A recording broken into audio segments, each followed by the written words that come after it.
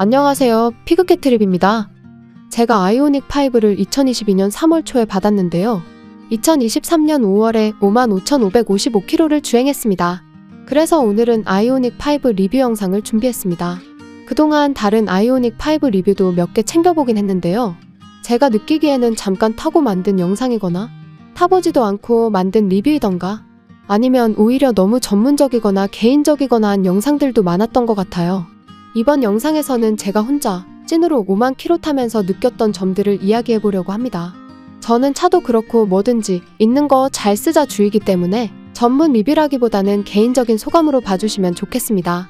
일단 가장 먼저 말씀드리고 싶은 부분은 서스펜션입니다. 승차감이 좋다는 영상에는 이런 리플이 많이 보이고요. 승차감이 안 좋다는 영상에는 이런 리플이 많이 보였습니다. 제 결론은 제가 현대를 싫어하는 이유 중 첫 번째가 바로 소프트한 서스펜션과 물컹한 승차감이었습니다. 현대는 특성상 서스펜션을 소프트하게 하고 승차감에 중점을 두는 게 전통인 것 같습니다. 제가 처음 몰았던 차가 서스펜션이 매우 하드한 차였는데요. 처음에는 노면 충격 때문에 매우 불편했지만 나름 다른 매력이 있었습니다. 어느 날 지인의 현대차를 운전한 적이 있었습니다.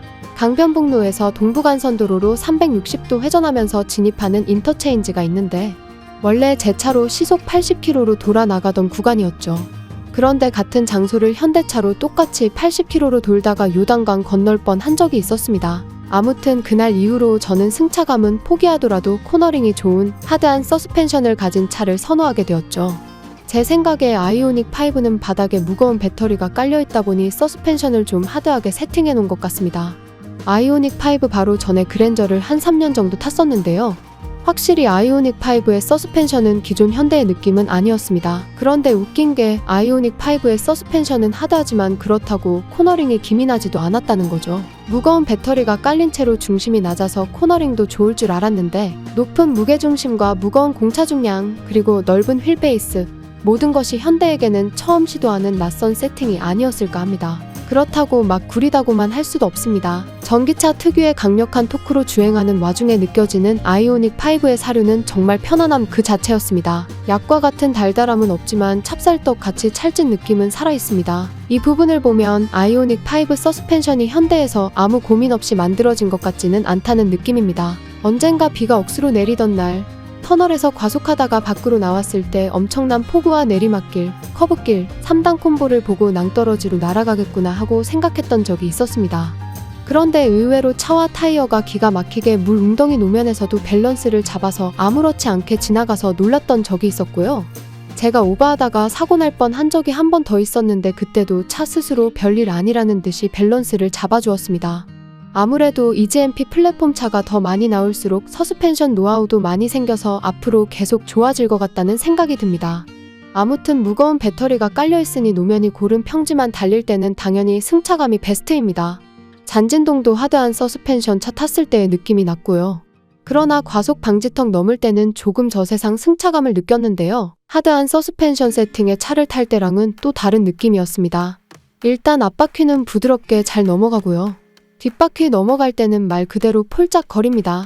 이건 승용차 탈 때라기보다는 짐이 가득 실린 5톤 탑차 운전했을 때 느낌이랑 비슷했습니다. 여기서 저의 팁을 말씀드리면 아이페달 모드로 하고 방지턱 전에 악셀을 놔버리는 겁니다. 그렇게 속도를 확 죽이고 차 무게중심을 앞쪽으로 충분히 던진 다음에 넘어가면 똑같은 60km로 과속 방지턱을 넘어도 이전보다 더 부드럽게 넘어갈 수 있었습니다. 앞서서 서스펜션이 하드하면 코너링이 민첩하고 기민하다고 말씀드렸었는데요. 아이오닉 5는 하나 또 신기한 게 코너링이 민첩하고 기민하지도 않았습니다. 차가 앞뒤로 달리는 것도 중요하지만 옆으로 가는 것도 밸런스를 잘 잡아야 한다고 생각하는데요. 코너에서 횡으로 쏠리는 느낌이 좀 강하게 들었습니다. 물론 이 부분도 타다 보면 어떻게 해야 하는지 감이 금방 옵니다. 전체적으로 서스펜션에 대한 소감은 일단 차가 크고 무거워서 소프트한 서스펜션으로는 감당이 안 될 것 같고 짱짱한 서스펜션의 승차감도 잡아야 하는 상황에서 안전성을 영순위로 중점을 둔 세팅을 하려다 보니 이런 족보 없는 세팅이 나와버린 게 아닌가 합니다. 재미와 밸런스는 포기하되 안전성은 포기하지 말자. 이런 고민이 들어간 듯 합니다. 저는 트래픽 상황과 고속도로나 일반 도로에 따라서 그때그때마다 세팅을 자주 바꿔가면서 운전합니다. 회생 재생 모드 3단은 속도를 줄이는데 목적이 있다고 하면 아이페달은 차를 급속하게 멈추는데 목적이 있다고 보시면 됩니다. 엔진 브레이크 1단 걸린 느낌으로 강력하게 차가 멈추고요. 내리막길에서도 차가 바로 멈춥니다. 아이페달을 쓰면 브레이크를 안 밟고 한 발로도 운전이 가능한데 이것도 아주 솔솔한 재미가 있습니다. 서울에서 강원도로 장거리 갈 때 진짜로 브레이크를 한 번도 안 밟고 가는 게 가능합니다. 이런 부분에서 꿀잼 모먼트가 나오는데 바로 산길 와인딩입니다. 기존 엔진차에서 엔진 브레이크나 그냥 브레이크, 악셀로는 내가 원하는 속도를 맞추기가 거의 불가능에 가까웠다면 아이페달 모드는 한 발로도 내가 원하는 속도를 미세하게 컨트롤하며 달리는 게 가능합니다. 코너를 통과하는 순간에도 페달을 더 밟던가 살짝 풀어서 차에 가해지는 관성과 가속도를 즉각적이고 정확하게 내 맘대로 조율할 수가 있습니다. 그 와중에 지리는 토크와 아이페달의 제동력으로 정말 생각하는 대로 차가 움직이는 재미를 느낄 수 있었습니다. 오르막길에서 스포츠 모드로 악셀을 밟았을 때 평지처럼 가볍게 슝하고 올라가는 그 느낌은 정말 환상적입니다. 내리막에서도 오히려 악셀을 밟아 속도를 내다가 한참 늦은 브레이킹 타이밍에서 악셀 페달링만으로도 원하는 속도로 감속을 할 수가 있으니 이 재미에 한번 빠지면 산길이 오히려 재미있어지게 되죠. 그냥 신세계였습니다. 전기차의 심각한 문제는 겨울철 효율입니다. 충전 속도도 느려지고 전체적으로 따뜻할 때보다 효율이 30% 정도 날아갑니다. 평소 완충에 400km를 갔다면 겨울에는 히터 틀고 250km 정도도 빠듯합니다. 제가 느낀 가장 큰 단점이었지만 이것 때문에 전기차를 못 살 이유도 없습니다. 이 정도 단점이 있어도 내연기관보다 충분히 좋습니다. 250km가 400km에 비하면 형편없지만 하루에 250km를 탈 일이 그리 많지 않다면 나쁠 것 없더라고요. 그리고 장거리를 가면 어차피 중간에 밥을 먹던 똥을 싸던 할 텐데요. 그때 휴게소에서 잠깐 충전해도 150kW어치는 충전이 됩니다. 전기차 타면서 신기했던 것 중에 하나가 공조 시스템이었는데요. 내연기관 차에서는 한겨울이나 한여름에 차에서 대기할 때 시끄럽게 엔진을 돌리며 차 안에 있을 수밖에 없겠지만 전기차에서는 조용히 공조 시스템을 펑펑 이용할 수 있었고요. 이 부분은 아무래도 캠핑할 때 그 진가를 아주 톡톡히 발휘합니다. 차도 차지만 전체적으로 차박이나 캠핑에 특화된 느낌도 강하게 듭니다. 사람의 귀는 적응의 기관이라 지금은 적응되었지만 처음 들었을 때는 이전 차인 그랜저의 액튠보다 안 좋았습니다. 80만원짜리 옵션인데 못 들어줄 정도까지는 아니어도 많이 아쉬운 부분이었습니다. 제가 객관적으로 들어봤을 때는 중국산 20-30만원대의 앰프와 중국산 싸구려 스피커들이 달려있는 느낌이었습니다. 전체적으로 밸런스는 좋은데 해상도가 그랜저의 액튠보다 구린 느낌이었고요. 아이오닉 5 스피커를 튜닝할까 생각하고 알아봤는데요. 문틀 방음까지 거의 200만원 돈 하더라고요. 제 생각에는 그게 더 심한 눈탱이 같아서 그냥 참고 쓰기로 했습니다. 튜닝에 들어가는 스피커들 보니까 인건비 100에 부품비는 100도 안 될 것 같더라고요. 그냥 인간의 귀는 소리에 적응력이 빠르니까 적응해서 듣는 걸로? 제가 1년 동안 전기차를 타면서 재미있었던 경험은 전기차에 대한 우려와 걱정은 전기차를 안 타는 사람이 많이 하고 있고 정작 전기차를 타는 사람은 큰 걱정이 없다는 점이었습니다. 전기차 충전의 개념은 주유소 개념이 아니라 커피 자판기 같은 느낌이라고 보면 됩니다. 깡시골에도 관공서 가면 충전소 다 있고요. 오히려 LPG 충전소보다 많고 찾기도 쉬웠습니다. 게다가 시골은 전기차가 많이 없어서 오히려 더 좋고요. 또 좋은 거는 전국 어딜 가도 가격이 동일합니다. 내연기관차랑 충전의 의미가 완전히 다르다고 생각하는 게 전기차 충전은 주유소를 찾아간다는 느낌이라기보다는 마트에서 장 볼 때 아니면 주차장에 차를 세워두고 볼일을 보러 갈 때, 잘 때나 일할 때 그때 남는 시간을 이용해서 얼마든지 할 수 있는 게 전기차 충전이라는 생각이 듭니다. 쇼핑, 취침, 업무, 주차 등 우리의 일상에 충전할 수 있는 방법이 충분히 접목되어 있습니다. 저는 럭키패스를 이용하기 때문에 마트에서 장 보면서 충전을 많이 하는데요. 일주일에 마트 2번만 가면 차에 전기 떨어질 일이 거의 없습니다. 그리고 근처 충전소를 찾는 게 어렵지가 않아서요.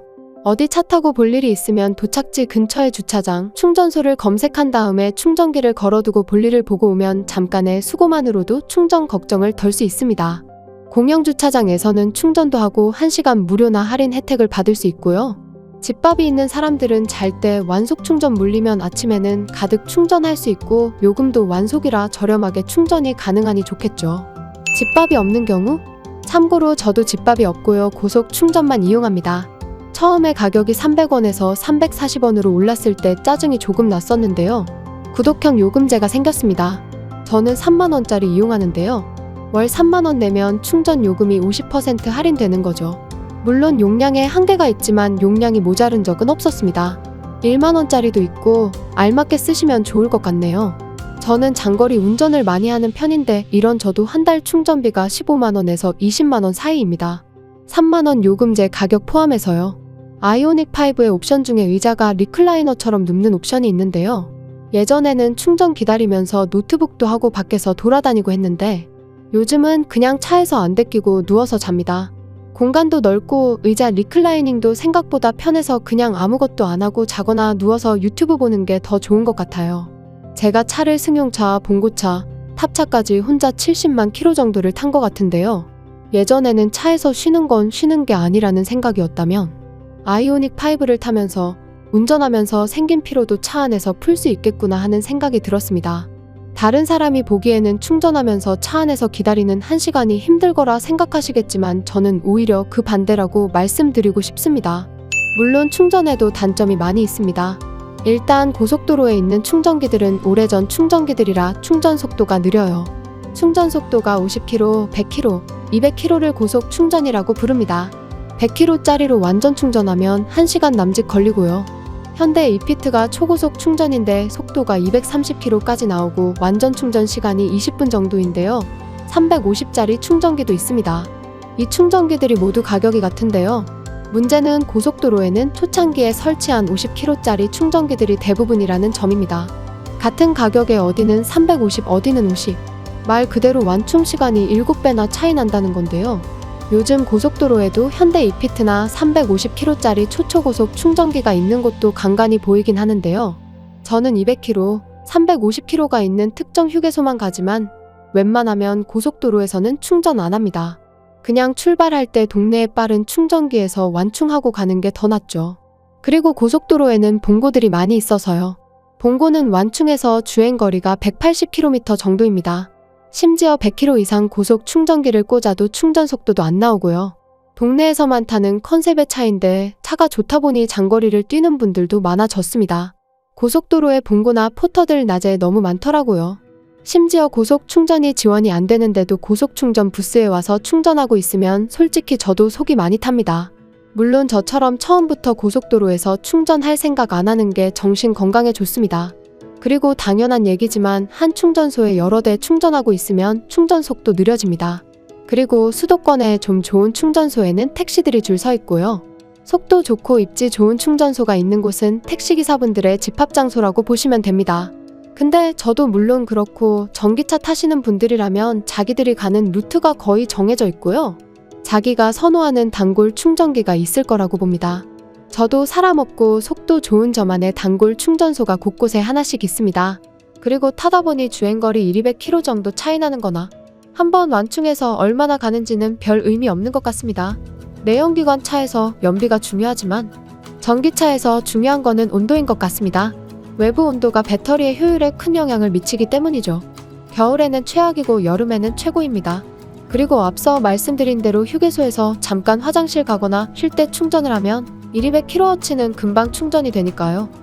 자율주행 생각하시면 안 됩니다. 잘 쓰면 편하고 좋은 기술인데 너무 맹신하면 죽습니다. 제 생각에는 말이 좋아 자율주행일 뿐 그냥 하이테크 자살행위나 다름없다고 봅니다. 운전 중에 안전 책임은 100% 운전자에게 있는 것이죠. 이 기능을 얘기하기 전에 테슬라 얘기를 안 할 수가 없는데요. 참고로 저는 테슬라 안 타봤고요. 유튜브 영상으로 테슬라 자율주행 영상 보는데 테슬라는 그냥 넘사벽인 것 같습니다. 테슬라 밑으로는 벤츠도 좋은 것 같은데 나머지는 다 거기서 거긴 것 같네요. 아이오닉5의 시스템은 차선 이탈 방지 기능과 속도를 알아서 제어하는 크루즈 기능이 합쳐진 거라고 보면 됩니다. 카메라 같은 거 있으면 알아서 속도를 줄여줘서 고속도로에서 딱지 받을 일이 없습니다. 테슬라는 곡선이나 코너의 컨디션을 분석해서 적당한 속도로 코너를 진입하는 반면에 현대는 그런 거 없이 그냥 설정한 속도로 코너를 달립니다. 당연히 차가 옆으로 밀리는데 위에도 말씀드렸다시피 횡으로 쏠리는 힘이 많이 크기 때문에 곡선 구간에서는 차선 이탈 보조 기능이 자주 꺼집니다. 아마 아이오닉5의 인공지능이 곡선주로 해서 차가 쏠리는 힘을 계산해서 속도를 줄이거나 아니면 핸들에 더 큰 힘을 줘서 버티는 부분을 학습한다면 완벽해지지 않을까 합니다. 물론 그렇지 않는 지금은 그냥 제가 알아서 하는 걸로.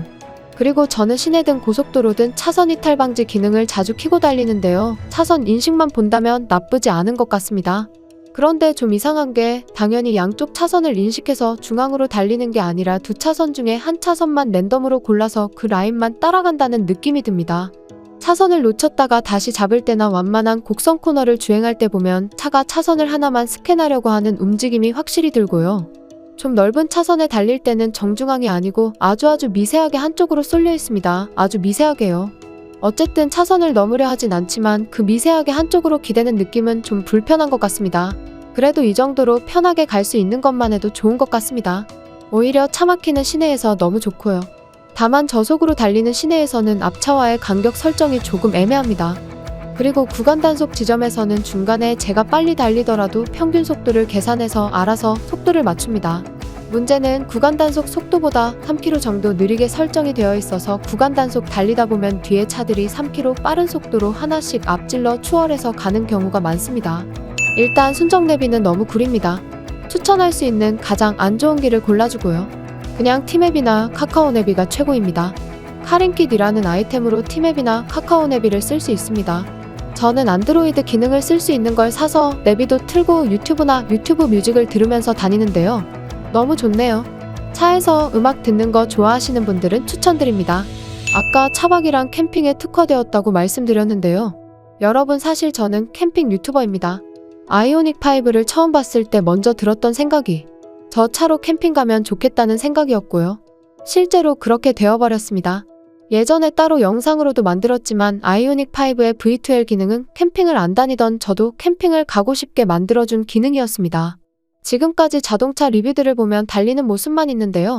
아이오닉5는 달리지 않을 때도 그 역할을 충분히 해주고 있습니다. 지금까지 누군가에게 차에서 자라고 하면 누가 좋아했을까요? 여름에는 찜통이고 겨울에는 냉동실이고 심지어 시트가 편하지도 않고요. 자동차는 달리는 게 우선이니 쉼터로서는 꽝이었습니다. 그런데 아이오닉5는 그렇지가 않았습니다.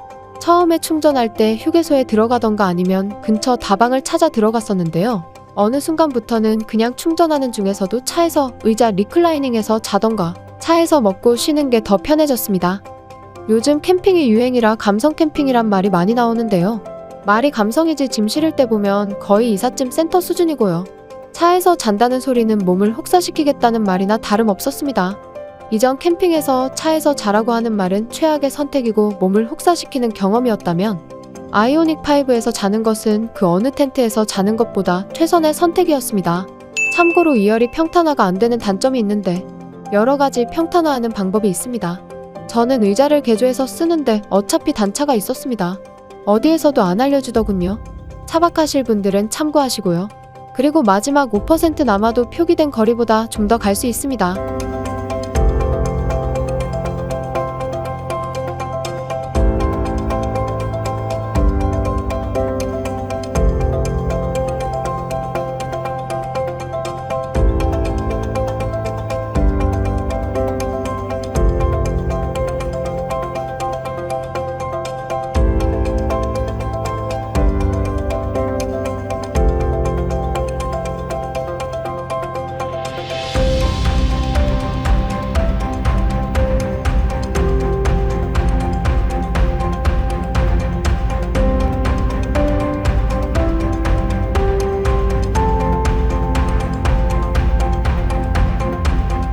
가끔 다른 차를 타는데 이제는 내연기관은 도저히 못하겠더라고요.